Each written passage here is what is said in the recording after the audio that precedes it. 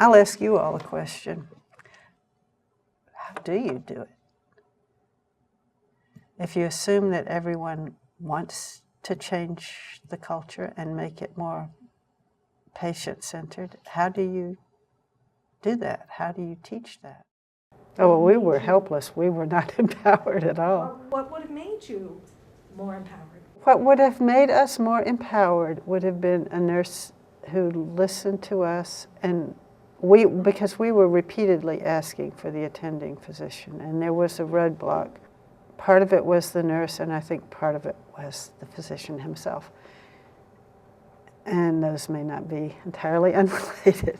What would have made us empowered, I think, would have been the ability to have a really good give and take discussion with the nurse and lay out a plan of action with her to say, you know, I will do this, I will call the attending, and, you know, I'll tell him this, and what do you want me to tell him? Discussion would have been a huge help. I think they didn't believe us, and if they had talked to us, you know, my son was a highly articulate teenager. There was no problem in communication from our side. And when I think about this happening to a family like ours, if you get someone who doesn't have those advantages, or a very small child who can't talk at all, it's a much worse situation. So, you know, I think respect and interactivity is really the key to me. The administrator on call has great impetus for things to go well, and the hospital operator always knows who that person is. We know that now.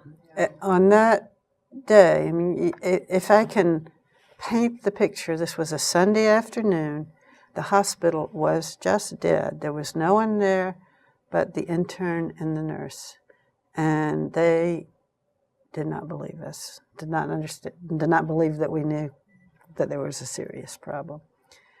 We couldn't think of a way to get around these roadblocks. We didn't know, we had no idea that the nurse even had a supervisor. The doctors were not in the hospital, not in their offices. We didn't know how to get hold of them. It actually didn't occur to me that they might have an answering service like a regular doctor. I just thought they were different because they were hospital doctors. In South Carolina, hospitals are required to give a certain amount of information about emergency numbers to patients. But of course they find ways to give that information that I'm not sure everyone would interpret as emergency. You talked a lot about the individual's moral accountability, the lack of responsiveness you got in terms of people acknowledging theirs. I wonder what you observed about teams, either how the nursing team worked together, how the medical team worked together, or more importantly, how the entire healthcare team worked or did not work together. To be perfectly honest, I didn't see any Evidence. Any evidence of teamwork at all on the part of anyone. Of course, you know, people interacted out of my sight, but certainly there was not much sign that people even really knew each other. I can recall an instance where the attending told me not to call him in the middle of the night. He did not want to be bothered. Well, that's why we have rapid response teams, I think.